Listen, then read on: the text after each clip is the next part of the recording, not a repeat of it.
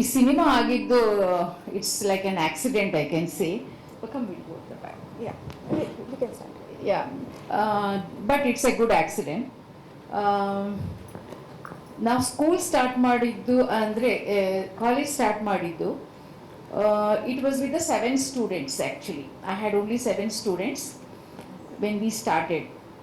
And then ಬೆಳೀತಾ and in 1 month or I think about 2-3 months 27 ಆಯಿತು.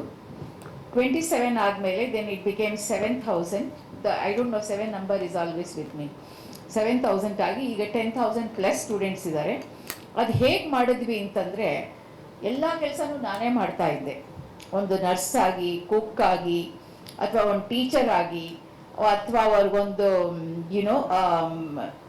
ಒಂದು ಯಾವ ಥರದಲ್ಲಿ ನಾನು ಅವ್ರಿಗೆ ಇಮೋಷ್ನಲಿ ಅವ್ರಿಗೆ ಸಪೋರ್ಟ್ ಆಗಿ ಎಲ್ಲ ಥರದಲ್ಲೂ ನಾವು ಬೆಳಗ್ಗೆಯಿಂದ ರಾತ್ರಿವರೆಗೂ ಕೆಲಸ ಮಾಡಿ, ಯಾವ ಕೆಲಸ ಮಾಡಿದ್ರೆ ಕಡಿಮೆ, ಯಾವ ಕೆಲಸ ಮಾಡಿ ಡಿಗ್ನಿಟಿ, ಎಲ್ಲ ಥರಲ್ಲೂ ಒಂದು ಮನಸ್ಸು ಕೊಟ್ಟು ಮಾಡಿದ್ರಿಂದ ಈ ರೀತಿ ಒಂದು ಪ್ರತಿಫಲ ಬಂದಿದೆ. ಆಮೇಲೆ ನಾವು ನಾನು ಕ್ಯಾಂಪಸ್ ಕಟ್ಟಕ್ಕೆ ಮುಂಚೆ ಆ್ಯಕ್ಚುಲಿ ತುಂಬಾ ಅದು ದಟ್ ಕ್ಯಾಂಪಸ್ ಬಿಲ್ಡ್ ಮಾಡೋದು it's not easy. It was taken so many years of my hard work, emotions, lot of things. ಆಗ I just before starting I had a fracture which is a hip fracture, which was a major hip fracture. ಆದರೆ ನಾನು ಅಂದ್ಕೊಂಡೆ ನನ್ನ ಇಂಥೂಸಿಯಾಸಮ್ ಯಾವ fracture stop ಮಾಡಲ್ಲ ಲೈಫಲ್ಲಿ. ಏನೇ ಕಷ್ಟ ಬರಲಿ, ಏನೇ ಆಗಲಿ, I will definitely move on with life. ಇದೆಲ್ಲ life is mix with all kind of things. ಎಲ್ಲ ಥರನೂ ಆಗ್ಬೋದು. ಏನು ಥರ ಒಂದು ಯಾವ ರೀತಿ ನಮಗೆ ಒಂದೊಂದ್ಸರಿ ಬ್ಲೆಸ್ಸಿಂಗ್ ಸಿಕ್ಕುತ್ತೋ ಅದೇ ರೀತಿ ದಟ್ ಈಸ್ ಆಲ್ಸೋ ಬ್ಲೆಸ್ಸಿಂಗ್ ಅಂತ ತಗೊಂಡು ಆ ಟೈಮಲ್ಲಿ ನಮಗೆ ಒಂದು ಹಿಂಗಾಯ್ತು ಅಂತ ಕೂತ್ಕೊಳ್ಳೋ ಅಭ್ಯಾಸನೇ ಇರಲಿಲ್ಲ ನನಗೆ. I will just move on, ಹೆಂಗಾದರೂ ಹಾಕ್ಕೊಳ್ಳಿ ಅಂತ ಮಾಡಿ ಇದಾದಮೇಲೆ ನಾನು ಕ್ಯಾಂಪಸ್ ಕಟ್ಟಿದೆ. Campus is a hard work about 5 to 6 years. ಅದನ್ನೆಲ್ಲ ಮಾಡಿ ಮತ್ತು ಸ್ಟೂಡೆಂಟ್ಸ್ಗಳು ತುಂಬಾ ಅಡ್ಮಿಷನ್ಸ್ ಆಯಿತು ಒಂದ್ಸರಿ ಕ್ಯಾಂಪಸ್ ಆದಮೇಲೆ. ಈಗ ನಾವು ಅದಾದಮೇಲೆ ಸ್ಕೂಲ್ ಸ್ಟಾರ್ಟ್ ಮಾಡಿದ್ವಿ. ಸ್ಕೂಲ್ ಸ್ಟಾರ್ಟ್ ಮಾಡಿ ಈಗ ನಾವು ಟೌನ್ಶಿಪ್ ಮಾಡಲಿಕ್ಕೆ ಹೋಗ್ತಾ ಇದ್ವಿ, ಬಿಗ್ಗೆಸ್ಟ್ ಇದಕ್ಕೆ. ಇದೆಲ್ಲ ಕಾರಣ ಏನು ಅಂತಂದರೆ ಯಾವುದೇ ಆಗಲಿ ಲೈಫಲ್ಲಿ ಒಂದೊಂದು ಏನಾದರೂ ನಮಗೆ ಸೆಟ್ ಬ್ಯಾಕ್ ಬಂದಾಗ ಅದ್ರ ಬಗ್ಗೆ ಫಾಲೋ ಮಾಡೋ ಬದಲು ಇದು ವಾಟ್ ನೆಕ್ಸ್ಟ್ ಅಂತ ಯೋಚನೆ ಮಾಡಿದ್ರೆ ಖಂಡಿತ ಎಲ್ಲ ಸಕ್ಸಸ್ ಆಗುತ್ತೆ. ಮತ್ತು ಸಿನ್ಸಿಯರಿಟಿ ಇಟ್ಕೋಬೇಕು ಯಾವಾಗಲೂ. ನಾವು ಯಾವುದನ್ನೇ ಆಗಲಿ ನಮಗೆಷ್ಟೇ ಜನ ಮೋಸ ಮಾಡಿದ್ರು ನಾವು ಇನ್ನೊಬ್ಬರಿಗೆ ಮೋಸ ಮಾಡಬಾರ್ದು ಅಂತ ಒಂದು ಡಿಸಿಷನ್ ಇಟ್ಕೊಂಡ್ರೆ that is really helpful for us in a different way. ನಮಗೆ ತುಂಬ ಬ್ಲೆಸ್ಸಿಂಗ್ ಆಗುತ್ತೆ, ಬೇರೆ ಎಷ್ಟೋ ಕಡೆಯಿಂದ ಹೆಲ್ಪ್ಸ್ ಬರುತ್ತೆ, ಇದೆಲ್ಲ ಆಗುತ್ತೆ. These are the principles I followed in my life. ಈ movie it's happen to be a thing, but it's a good thing. I like art, I like creativity. I like to produce movies so that I can give chance to lot of artists who are aspiring and who want to become artists. At the same time ನನಗೆ ಕೂಡ ನನ್ನ ಒಂದು interest ಇರೋನ್ನ ಒಂದು portray ಮಾಡ್ಬೋದು ಅಂತ ಹೇಳಿ ನಾನು ಮಾಡ್ತಾ ಇದ್ದೀನಿ. That speaks about indomitable spirit. A big round of applause Geetha ಮ್ಯಾಮ್ಗೆ. Of course, ಯಾವಾಗಲೂ ನಮ್ಮ ಲೈಫಲ್ಲಿ ಏನೇ ಮಾಡಬೇಕಾದ್ರೂ ಒಂದು ಆಪ್ಷನ್ ಇದ್ದೇ ಇರುತ್ತೆ, ಮಾಡಬೇಕು, ಮಾಡಲ್ಲ, ಅಥವಾ ಬಹುಶಃ ಮಾಡ್ಬೋದೇನೋ ಅಂತ. ಈ ಮಧ್ಯದಲ್ಲಿ ಇರ್ತಾರಲ್ಲ, ಇದಿನ್ನೂ confusion, very very dangerous thing ಅಲ್ವಾ? ಬಟ್ ಎಸ್, ಏನೇ ಆಗಲಿ, when we take that step we don't know how best we are it. ಆದರೆ ನಮ್ಮ ಎಫರ್ಟ್ನ ಹಾಕಬೇಕು ಅಂತ ಮುಂದೆ ಬರುವಂಥವ್ರು ಒಂದು ಮೆಸೇಜ್ನ ಕೊಡಬೇಕು ಅಂತ ಹೇಳ್ಬಿಟ್ಟು ಯೋಚನೆ ಮಾಡೋದು, I think that is commendable. With this ಇನ್ನೊಂದು ಪ್ರಶ್ನೆ. ಇವಾಗ ನಿಮ್ಮ ಫಸ್ಟ್ ಸಿನಿಮಾ ತಾಯವ್ವ, ನೀವು ಆಕ್ಟ್ರೆಸ್ ಆಗ್ತೀರಾ ಅಂತ ಅಂದ್ಕೊಂಡಿದ್ರೆ ಯಾವತ್ತಾದ್ರೂ? This is my first question. When I was teenager ಆವಾಗ ನನಗೆ ಒಂದು ದೊಡ್ಡ ಪ್ರೊಡ್ಯೂಸರಿಂದ ಒಂದು ಆಫರ್ ಬಂದಿತ್ತು. But I had no confidence ಆವಾಗ ನನಗೆ ಮೂವಿ ಮಾಡೋಕ್ಕೆ. ನಾನು ಔಟ್ರೈಟ್ಲಿ ಇದು ಮಾಡಿದ್ದೆ. But I use to share with this, ಹಿಂಗೆ ಬಂದಿತ್ತು ಅಂತ ಅಂದ್ಬಿಟ್ಟು ಯಾರೋ I happen to meet some person ಹೇಳಿದೆ. Then he said that madam ಒಳ್ಳೆ ಸ್ಕ್ರಿಪ್ಟ್ ಇದೆ, ಮಾಡ್ತೀರಾ ಅಂತ ಕೇಳಿದ್ರು ಬಂದಾಗ ಒನ್ ಇಯರ್ ಆದಮೇಲೆ. I said it the story has to resonate with me and it has to have some social cause ಯಾವುದಾದ್ರು ಇದ್ದರೆ ಮಾತ್ರ ಅಂತ ಹೇಳಿದೆ ನಾನು. ಡೆಫಿನೆಟ್ಲಿ ಅದೇ ಸ್ಟೋರಿ ಅಂದಾಗ ನಾನು ಇದು ಮಾಡಿದ್ದು. ಬ್ಯೂಟಿಫುಲ್. ಸೊ ಇವಾಗ ತಾಯವ್ವ ಸಿನಿಮಾ ಅದಾದಮೇಲೆ ಈಗ ಅಪರಿಚಿತೆ, ಅಗೇನ್ ಆಶಾ ಕಿರಣ, ಮೂರೂ ಕೂಡ ನೋಡಿದ್ರೆ it speaks about women or empowerment. But ಮೂರು ಟೈಟಲ್ಸ್ಗಳು ನಿಮ್ಮ ಲೈಫಲ್ಲಿ ಏನಾದರೂ ಇಂಪ್ಯಾಕ್ಟ್ ಬೀರಿದ್ಯಾ? Definitely that story itself is a big impact for me. ಅದಕ್ಕೋಸ್ಕರನೇ ನಾನು ಇದರ ಬಗ್ಗೆ ಮೂವಿ ಮಾಡಿ ಅವೇರ್ನೆಸ್ ಮಾಡಬೇಕು ಅಂತ ಮಾಡಿದ್ದು. ಇಂಪ್ಯಾಕ್ಟ್ ಆದಮೇಲೆ ನಾನು ಡಿಸಿಷನ್ ತೊಗೊಂಡು ಅವ್ರ ಕತೆ ಕೇಳಿದಾಗಲೇ ನನಗೆ ಇಂಪ್ಯಾಕ್ಟ್ ಆಯಿತು. ಹಾಗಾಗಿ ನಾನು ಇದನ್ನು ಇದು ಮಾಡಿದ್ದು. ನಿಮ್ಮ ಲೈಫಲ್ಲಿ ತಾಯವ್ವ ಯಾರು? ನನ್ನ ಲೈಫಲ್ಲಿ ತಾಯವ ಏನಂತಂದರೆ see those days I tell you parents ಹೇಗಿದ್ರು ಅಂದರೆ ಒಂದು ಗೆರೆ ಹಾಕ್ತಾ ಇದ್ರು, ಇದು ಹೀಗೆ ಮಾಡಬೇಕು, ಇದೇ ಮಾಡಬೇಕು, ಅದೇ ಮಾಡಬೇಕು ಅಂತ ಅಂದ್ಬಿಟ್ಟು. ನಾನು ನಮ್ಮ ಮನೆಯಲ್ಲಿದ್ದಾಗ I use to just follow the rules whatever they had put in me.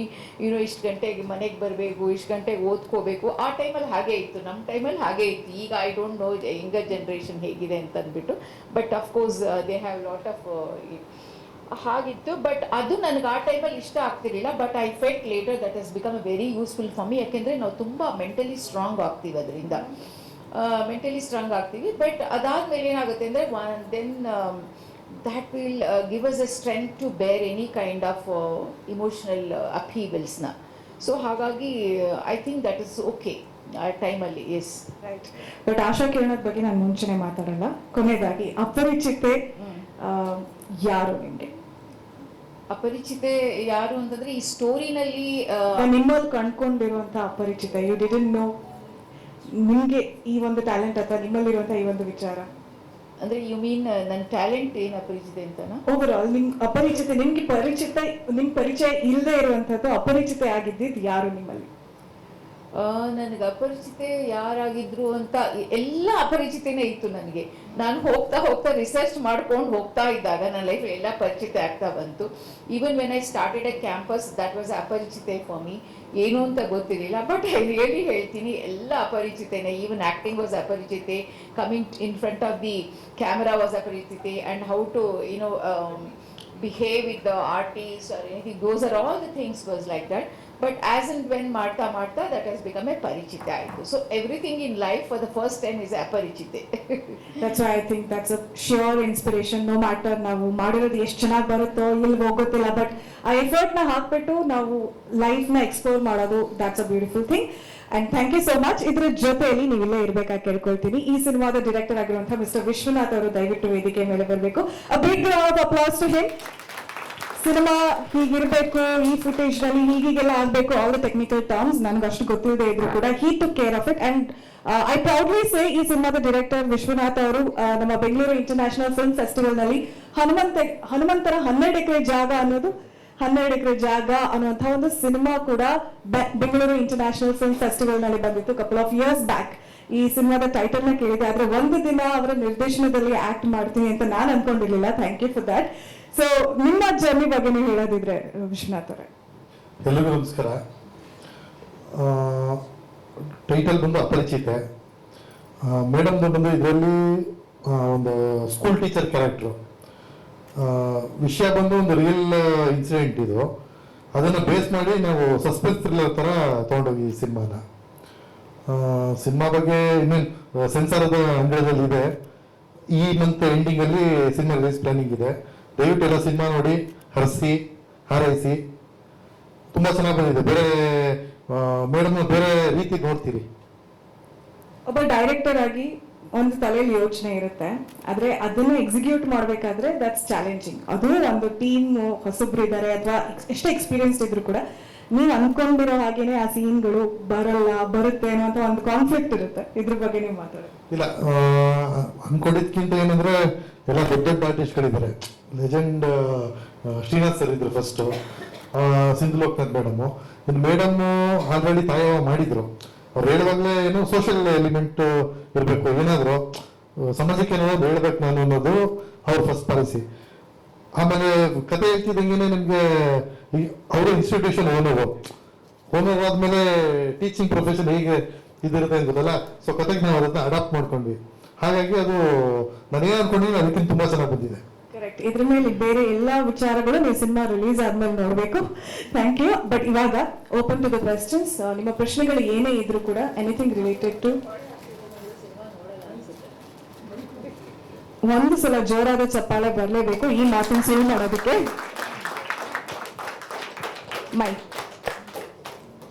S. So ನಿಮ್ಮ ಕ್ವೆಶನ್ಸ್ಗಳನ್ನ ಡೆಫಿನೆಟ್ಲಿ ಇಲ್ಲಿ ನಮ್ಮ ಡೈರೆಕ್ಟರ್ಗೆ ಅಂಡ್ ಆಲ್ಸೋ ಅಪರಿಚಿತೆಯ ರೂವಾರಿ ಆಗಿರುವಂತಹ ಗೀತಾಪ್ರಿಯ ಮ್ಯಾಮ್ ಅವ್ರನ್ನ ಕೇಳಬೇಕು.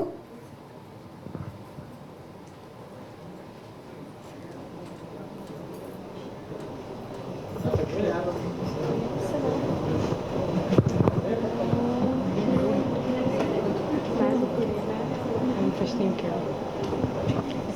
ಎಕ್ಸ್ಕ್ಯೂಸ್ ಮೀ, ನೀವು ಹೆಣ್ಣಾಗಿ ಅನುಭವಿಸಿದಂತಹ ಒಂದು ಕಷ್ಟವನ್ನು ಹೇಳೋಕ್ಕೆ ಸಾಧ್ಯ ಆಗುತ್ತಾ?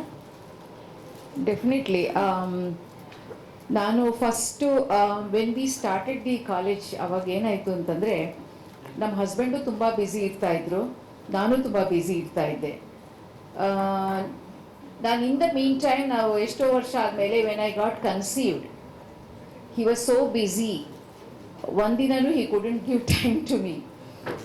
ಆ ಟೈಮಲ್ಲಿ ನನಗೆಷ್ಟು ಮೆಂಟಲ್ ಸ್ಟ್ರೆಂತ್ ಇತ್ತು ಅಂದರೆ, because I had an understanding that we both are started the college and we both have to be successful. ಒಬ್ಬರನ್ನೊಬ್ಬರನ್ನ ಬ್ಲೇಮ್ ಮಾಡಿದ್ರೆ ಆಗಲ್ಲ ಅಂತ ಅಂದ್ಬಿಟ್ಟು ಎಷ್ಟು ಮೆಂಟಲ್ ಸ್ಟ್ರೆಂತ್ ಇತ್ತು ಅಂತಂದರೆ, ಇನ್ಫ್ಯಾಕ್ಟ್ ಈ ಒಂದು ಹೆಣ್ಣಾಗಿ ಇದೆ ನಾನು ಇದು ಮಾಡ್ತೀನಿ. I had a labour pain and I had nobody to take me to hospital. ಆಗ ನಾನು I went myself in the van and admitted, and nobody was there to sign also. And my mother was sick avaga, she was hospitalized also. ಹಾಗಾಗ್ಬಿಟ್ಟು ನಾನೇ sign ಮಾಡಿಬಿಟ್ಟು, I was almost delivery ಇನ್ನೊಂದು 5 minutes ಇತ್ತು ಅನ್ನೋವಾಗ he had come, because we had no mobiles at that time to communicate or anything. ಆ ರೀತಿಯಿಂದ ನಾವು ಕಷ್ಟಪಟ್ಕೊಂಡು, ಅಂದರೆ ಏನಂದರೆ ಒಂದು ಧೈರ್ಯ ಅಂತ ಮನಸ್ಸಲ್ಲಿದ್ದರೆ ಏನಾಗತ್ತಾಗಲಿ ನೋಡೋಣ. ಇದು ಬಂದಿದ್ದಾಗ ನಾನು ಯಾವಾಗಲೂ ಒಂದು ಥಿಂಗ್ ಏನಂದರೆ, ಸಿಚುವೇಶನ್ ಬಂದಾಗ ಅದನ್ನು ಯಾವ ರೀತಿ ಹ್ಯಾಂಡ್ಲ್ ಮಾಡಬೇಕು ಅಂತ ಯೋಚನೆ ಮಾಡ್ತೀನಿ ಹೊರತು ಬೇರೆದು ಹಂಗಾಯಿತು ಅಂದರೆ ಎನರ್ಜಿ ವೇಸ್ಟ್ ಆಗುತ್ತೆ. ಸೊ ಅದೊಂದು ನನಗೆ ಮುಂಚೆಯಿಂದನೇ ಬಂದಿತ್ತು. ಏನಂದರೆ ಈಗ ಬಂದಾಗ ಇವಾಗ ಏನು ಮಾಡಬೇಕು ಅದರ ಮೇಲೆ ಮಾತ್ರ ಫೋಕಸ್ ಮಾಡ್ತಾ ಇದ್ದೆ. ಇನ್ನೊಬ್ಬರನ್ನ ಬ್ಲೇಮ್ ಮಾಡೋದಾಗ್ಲಿ ಅಥವಾ ನನ್ನನ್ನು ನಾನು ಬ್ಲೇಮ್ ಮಾಡ್ಕೊಳ್ಳೋದಾಗ್ಲಿ ಅದನ್ನು ನಾನು ಮಾಡಿ ಇದು ಈ ರೀತಿನೇ ಆಗಬೇಕಾಗಿತ್ತು ಅನಿಸುತ್ತೆ, ಇದಕ್ಕೆ ಏನೋ ಒಂದು ಅಡ್ರೆಸ್ ಮಾಡಬೇಕು, ಆ ರೀತಿನೇ ಥಿಂಕ್ ಮಾಡ್ಕೊಂಡು ಬಂದಿದ್ದೀನಿ ನಾನು. I don't know from where it has come to me, but ಇವಾಗ ನೋಡಿದ್ರೆ ಅದನ್ನ ಎಲ್ಲ ಟ್ರೈನಿಂಗ್ ಕೊಡ್ತಾರೆ ಆ ರೀತಿ ಮಾಡಬೇಕು ಅಂತ, but that was already with in me by default. So ಹಾಗಾಗಿ ಎಷ್ಟೋ complicated things it has become very simple for me. maybe that resilient power ಅನ್ಸುತ್ತೆ. that's the thing. yeah. Hello ma'am, good evening. ಈ ಹೆಣ್ಮಕ್ಳ ಮೇಲೆ ಶೋಷಣೆ ಯಾವಾಗ ಕೊನೆ ಆಗುತ್ತೆ? ಹೆಣ್ಮಕ್ಳ ಮೇಲೆ ಅದು ನಾನು ಖಂಡಿತ ಆನ್ಸರ್ ಮಾಡಲಿಕ್ಕೆ ಆಗೋದಿಲ್ಲ ನನ್ನ ಕೈನಲ್ಲಿ. ಬಟ್ ಏನಂತಂದರೆ, ಜಾಸ್ತಿ ನಮ್ಮ ಎಲ್ಲ ಯೂತ್ ಇದ್ದಾರಲ್ಲ, ಒಂದು ಥಿಂಗ್ ಅದರಲ್ಲಿ ಹೇಳಬೇಕು ಅಂದರೆ, ಯಾವಾಗ ಎಂಡಾಗುತ್ತೆ ಅಂತ ಹೇಳೋಕ್ಕಾಗಲ್ಲ, ಹೇಗೆ ಎಂಡಾಗುತ್ತೆ ಅಂತ ಒಂದು ಸ್ಪೆಕ್ಯುಲೇಟ್ ಮಾಡ್ಬೋದು. ಎಲ್ಲ ಥರ ನಮ್ಮ ಯೂತ್ ಅವರು ಒಂದು ಅವೇರ್ನೆಸ್ಸಲ್ಲಿ ಒಂದು ಎಲ್ಲ ಪ್ರೊಟೆಕ್ಷನ್ನಿಗೆ ಶುರು ಮಾಡಬೇಕು, ಅವರಿಂದನೇ ಎಲ್ಲ ಅಂತ ಒಂದು ತಿಳ್ಕೊಂಡ್ರೆ ಖಂಡಿತ ಆಗ್ಲಿಕ್ಕೆ ಸಾಧ್ಯ ಇದೆ. ಯಾವ ಮೆನ್ನಾಗಲಿ ಮೆನ್ನೇ they have to take a stand to support, and at the same time ವಿಮೆನ್ಗೂ ಸಪೋರ್ಟ್ ಮಾಡಬೇಕಾಗತ್ತೆ ಎಲ್ಲ ವಿಷಯದಲ್ಲೂ. One has to support each other. ಇದರಲ್ಲಿ the youth has to become more protective, more helpful, more accommodative and supportive to the women. ಆವಾಗ ನಮಗೆ ಎಷ್ಟೊಂದು ಕಷ್ಟಗಳು fizzle out ಆಗುತ್ತೆ, ಕಡಿಮೆ ಆಗುತ್ತೆ ಆಗ.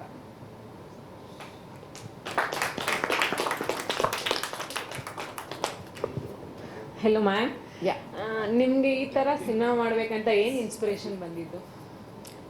ನನಗೆ ಅದೇ cinema is a total big accident ಅಂತ ಹೇಳೋದ್ನಲ್ಲ. After this accident this is another accident, but this a good accident.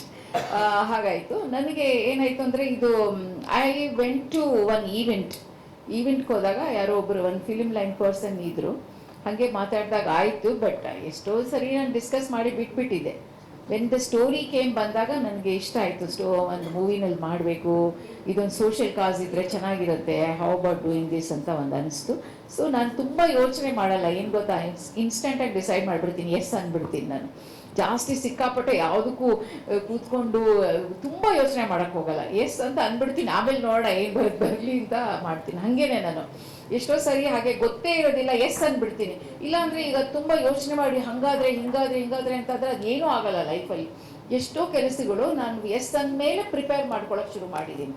ಅದು ಗೊತ್ತಿರಲ್ಲ, ಏನಿರೋದಿಲ್ಲ, ಆ ರೀತಿ ಮಾಡಿದ್ದೀನಿ ನಾನು. ಅದು ನಿಜವಾಗ್ಲೂ ಸಕ್ಸಸ್ ಆಗುತ್ತೆ. ನಾವು ಯಾವಾಗಲೂ ಏನಂದರೆ, ಇನ್ನೊಬ್ರಿಗೆ ಕಂಪೇರ್ ಮಾಡಿಕೊಂಡು ಅವ್ರು ಹಂಗೆ ಮಾಡ್ತಿದ್ರು, ಅವ್ರು ಎಷ್ಟು ರೀಚ್ ಆಗಿದ್ದಾರೆ, ನಾನು ಹಿಂಗೆ ಇದೀನಲ್ಲ, ಅದು ಏನಾಗುತ್ತೋ ಏನೋ ಅಂತ ಭಯ ಪಡಬಾರ್ದು. ಅವ್ರು ಹಾಗೆ ನಮ್ಮ ಹಿಂಗೆ ಅಂದ್ಕೊಂಡು ಮಾಡ್ತಾ ಇದ್ರೆ ಏನು problem. We become the best version of our self. That's very important for me ಅಷ್ಟೇ. Hello ma'am. ಈ ಮೂವಿ ತೆಗೆಯೋ ಸಮಯದಲ್ಲಿ ಹಲವಾರು ಸಮಸ್ಯೆಗಳಾಗಲಿ ಅಥವಾ ಚಾಲೆಂಜಸ್ಗಳಾಗಲಿ ಬಂದಿರುತ್ತೆ. ಅದರಲ್ಲಿ ಒಂದೆರಡು ಶೇರ್ ಮಾಡ್ಕೊಳ್ಳಿಕ್ಕಾಗತ್ತಾ? ಯಾ ನನಗೆ ಮೂವಿ ಮಾಡುವಾಗ ಇದರಲ್ಲಿ ಸ್ವಲ್ಪ ಟ್ರೆಕ್ಕಿಂಗ್ ಎಲ್ಲ ಇತ್ತು ಈ ಮೂವಿನಲ್ಲಿ. ನನಗೆ because I already have A condition of ಇದು ಸ್ವಲ್ಪ ಕಷ್ಟ ಆಯಿತು ಅವಾಗ ಹತ್ತೋದು ಮಾಡುವಾಗ. ಬಟ್ ಇಟ್ಸ್ ಓಕೆ, ಹೆಂಗಾದ್ರೆ ಬಂದ್ಕೊಳ್ಳಿ ಪರವಾಗಿಲ್ಲ ಅಂತ ನಾನು ಆರಾಮಾಗಿ ಮಾಡಿಬಿಟ್ಟೆ. I started enjoying the mountains ಇದು ಅದು ಅಂತಂದ್ಬಿಟ್ಟು that was a one thing for me. Movie ಮಾಡುವಾಗ ಅದೊಂದು ಚಾಲೆಂಜ್ ಆಗ್ತಾಯಿತ್ತು, ಸ್ವಲ್ಪ ಕ್ಲೈಂಬಿಂಗ್ ಮಾಡೋದು ಇದು ಮಾಡೋದು ಅಂತ ಸ್ವಲ್ಪ ಇದೆ. Thank you ma'am.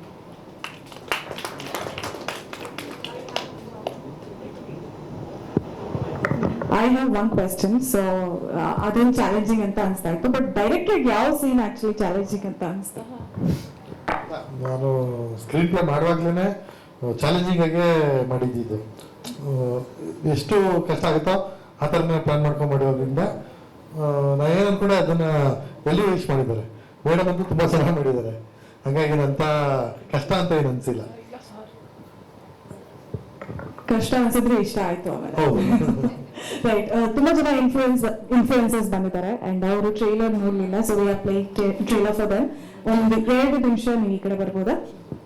V are going to play the trailer of Aparichite. ಇದು ಅಮರ